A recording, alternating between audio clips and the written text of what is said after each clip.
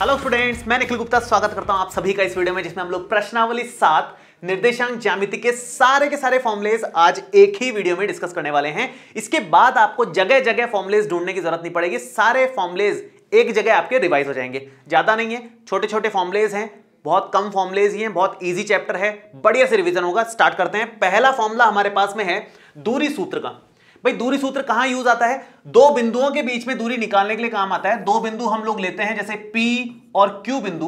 P बिंदु के निर्देशांक है x, y, x1, y1। Q बिंदु के निर्देशांक है मान लो x2, y2। तो इन दोनों बिंदुओं के बीच में दूरी PQ हम लोग निकालते हैं x2 माइनस x1 का स्क्वायर प्लस में y2 माइनस y1 का होल स्क्वायर का होल अंडर रूट। ये हमारे दोनों बिंदुओं के बीच की दूरी है, जो पूरे चैप्टर में बार बार काम आएगी आपके। दोनों के x निर्देशांकों को घटाया और वर्ग किया, दोनों के y निर्देशांकों को घटाया और वर्ग किया। किसी को भी x1 y1, किसी को भी x2 y2 ले सकते हो आप एग्जाम में, उसमें कोई दिक्कत वाली बात नहीं है। स्टार्ट करते हैं नेक्स्ट खंड सूत्र के बारे में। खंड सूत्र क्या है? जैसे मान लो आपका कोई रेखाखंड है, ये है P, ये है Q, ये रेखाखंड है। इसमें P के निर्देशांक x1 y1 है और Q के निर्देशांक मान लो x2 y2 है। ये PQ रेखाखंड है। यहां पर कहीं बीच में मतलब एकदम सेंटर में नहीं, इधर उधर कहीं PQ में कहीं बीच में R बिंदु है, जो इस PQ रेखाखंड को M1 अनुपात M2 के अनुपात में विभाजित कर रहा है। ये हिस्सा M1 है, ये हिस्सा M2 है मान लो, तो M1 अनुपात M2 में ये विभाजित कर रहा है।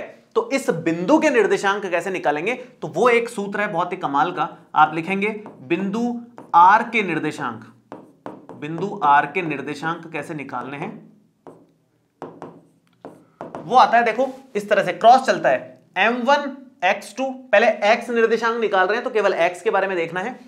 M1 x2 प्लस में M2 x1, M1 x2 plus में M2 x1 और divided by M1 plus M2। क्या किया हमने? क्रॉस किया, इसको इससे, इसको इससे, और नीचे M1 plus M2 same y के साथ में, सेम टू सेम। ये तो x निर्देशांक आया, y वाला कॉमा लगा के लिखते हैं। किसी भी निर्देशांक को x, y लिखते हैं तो ये x निर्देशांक आया, y वाला इधर आएगा। M1 y2 प्लस में M2 y1 और अपॉन में M1 प्लस M2। ये M1 प्लस M2 हो गया अपना। तो इस तरह से बिंदु R के निर्देशांक आते हैं। बहुत इंपॉर्टेंट फॉर्मूला है, ये भी बहुत बार यूज आएगा आपके 7.2 प्रश्नावली में। ये 7.1 में बहुत आएगा, हालांकि ये आगे भी आएगा, लेकिन ये 7.2 प्रश्नावली में आपके काम आता है। इससे रिलेटेड कुछ और चीजें भी हैं, खंड सूत्र से रिलेटेड। कभी कभी क्या होता है कि आप लोगों को बिंदु R के निर्देशांक दे रखे होते हैं क्वेश्चन में, और अनुपात निकालने को बोला जाता है, M1 और M2 के मान निकालने को बोला जाता है। तो उस केस में क्या करना है आपको? अगर आपको खंड सूत्र द्वारा अनुपात ज्ञात करने वाले प्रश्न आ जाएं, तो उस केस में आप क्या करोगे? आपके पास उस केस में P और Q पॉइंट तो रहेगा ही, R पॉइंट भी रहेगा, क्वेश्चन में दिया होगा। तो अनुपात आप बस ये ध्यान रखें कि K अनुपात 1 अज्यूम करना है। उस केस में जो अनुपात मानना है, अनुपात K अनुपात 1 मानना है, उससे आसान पड़ेगा। आप जरूरी नहीं है ये मानो, आप M1 अनुपात M2 लेकर के भी कर सकते हो उस केस में, लेकिन ये मान के करोगे तो जल्दी होंगे क्वेश्चंस। ठीक है, बस ये छोटी सी बात थी, ये कोई फॉर्मूला नहीं है, ये कोई छोटी सी बात थी इसलिए लिख दी।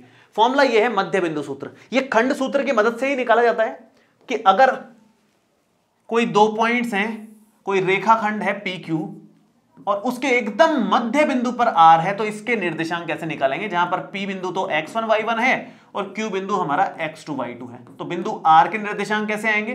बिंदु R के निर्देशांक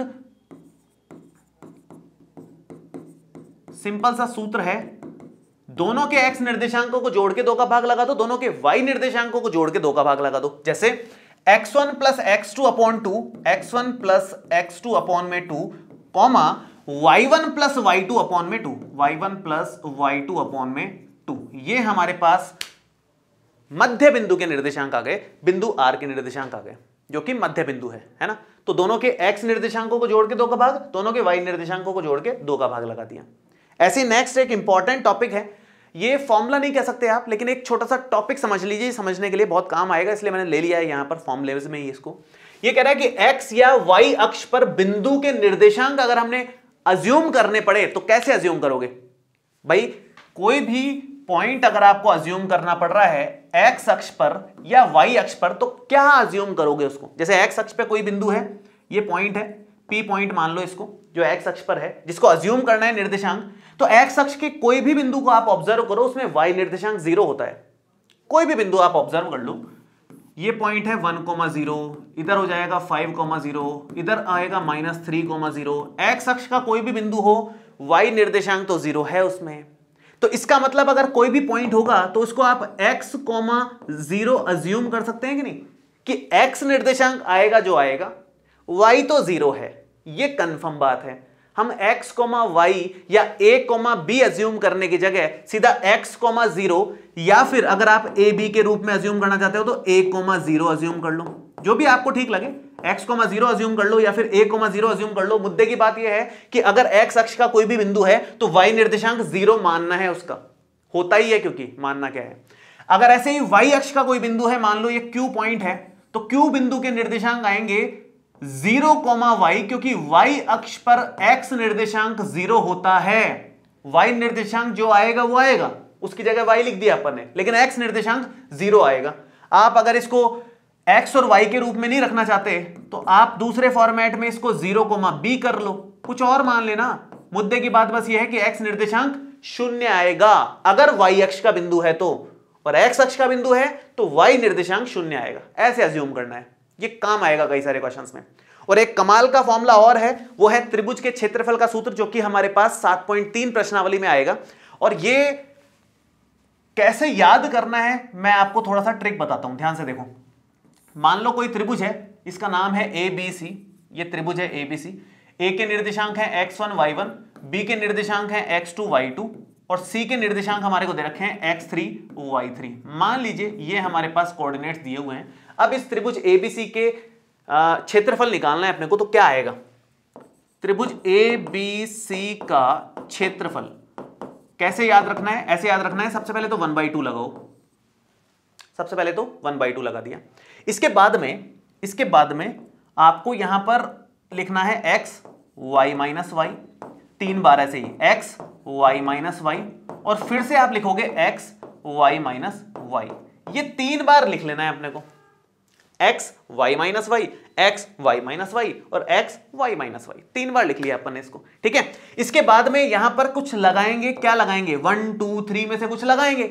वो क्या लगाया जाता है, ध्यान से देखिए। आप एक सर्किल बनाओ, यहां लिखो 1, यहां लिखो 2, यहां लिखो 3 और यूं एरो बना दो। 1 के बाद 2 आएगा, 2 के बाद 3 आएगा, 3 के बाद 1 आएगा, 1 के बाद 2 आएगा, यूं चलता जाएगा साइकिल। 1 से शुरू करो, 1, 2, 3, तो यहां लिख दिया 1, 2, 3। फिर 2 से शुरू करो, 1 के बाद नंबर आएगा 2 का, 2, 3, 1, 2, 3, 1, 2, 3, 1 के बाद 2 का नंबर खत्म। पहले 1 से शुरू किया, फिर 2 से शुरू किया, अब 3 से शुरू करो, 3, 1, 2, तो ये हो गया 3, 1, 2। तो ओवरऑल फॉर्मूला क्या बना? 1/2 x1, y2 minus y3 plus x2, y3 minus y1 plus x3, y1 minus y2। ये ओवरऑल फॉर्मूला है। इस तरह से आपको इसको याद रखना है। ये अपना लास्ट टॉपिक है, 3 बिंदुओं की संरेखता की शर्त। संरेख बिंदु किनको बोलते हैं? जो एक ही रेखा पर होते हैं। फॉर एग्जाम्पल, अगर मैं ये 3 बिंदु लूं एक इस रेखा पर, ये बिंदु मान लो A पॉइंट है, ये अपना B पॉइंट है, ये अपना C पॉइंट है। A पॉइंट के निर्देशांक हैं x1, y1, B पॉइंट के निर्देशांक हैं x2, y2 और C पॉइंट के निर्देशांक हैं x3, y3। ये 3 पॉइंट्स हैं जो एक ही बिंदु पर, एक ही रेखा पर हैं, इसलिए इसको बोलते हैं संरेख, एक ही रेखा पर होना। अगर एक ही रेखा पर तीनों बिंदु हैं तो इन तीनों बिंदुओं से बनने वाले त्रिभुज का क्षेत्रफल कितना होगा? आप बोलोगे सर त्रिभुज बन ही नहीं रहा, क्षेत्रफल कहां से निकलेगा? तो इन 3 बिंदुओं से चूंकि त्रिभुज बन ही नहीं सकता, क्योंकि त्रिभुज बनाने के लिए अलग अलग जगह पर बिंदु होने जरूरी हैं, एक ही रेखा पर होंगे तो संरेख हो जाएगा, सरल रेखा बन जाएगी उससे। तो अगर 3 बिंदु, इनसे त्रिभुज नहीं बन रहा, तो इनसे बनने वाले त्रिभुज का क्षेत्रफल कुछ आएगा ही नहीं। आएगा नहीं मतलब क्षेत्रफल कितना हो जाएगा? 0, क्योंकि कोई त्रिभुज ही नहीं है तो क्षेत्रफल भी नहीं आएगा। तो हम 3 बिंदुओं के संरेख होने की शर्त में यह लिख सकते हैं, अगर 3 बिंदु एक ही रेखा पर हैं तो उससे कोई त्रिभुज नहीं बनेगा, कोई त्रिभुज नहीं बनेगा तो उससे बनने वाले त्रिभुज का क्षेत्रफल क्या हो जाएगा, 0 आएगा हमेशा। तो इससे कंडीशन क्या बनी भाई, त्रिभुज एबीसी का क्षेत्रफल अभी देखा ही है अपन ने, उसका शॉर्टकट याद किया ही है। मैं डायरेक्ट लिख देता हूं 1/2 x1 y2 minus y3 plus में x2 y3 माइनस y1 और प्लस में x3 y1 माइनस y2 और ये हमारे पास बन जाएगा कुल मिलाकर के 0 के इक्वल। अब आप ज्यादा ये कर सकते हो कि इस 2 को उधर ले जाओ इनटू में 0 के साथ में, बन जाएगा x1 y2 minus y3 plus में x2 y3 माइनस y1 और प्लस में x3 y1 minus y2 equal में आएगा 0।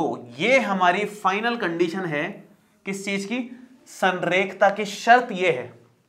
लेकिन मैं आपसे कहता हूं कि आप ये मत याद रखो, आप याद ये रखो, ये ज्यादा खास है।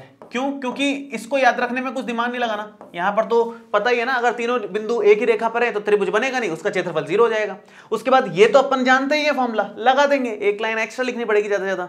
तो मेन आप ये ध्यान रखो, 3 बिंदु अगर संरेख होते हैं तो उनसे बनने वाले त्रिभुज का क्षेत्रफल 0 होता है। तो ये हमने सारे के सारे फॉर्मुलेस कर लिए हैं चैप्टर नंबर 7 के। होपफुली आप सभी को समझ में आ गए होंगे।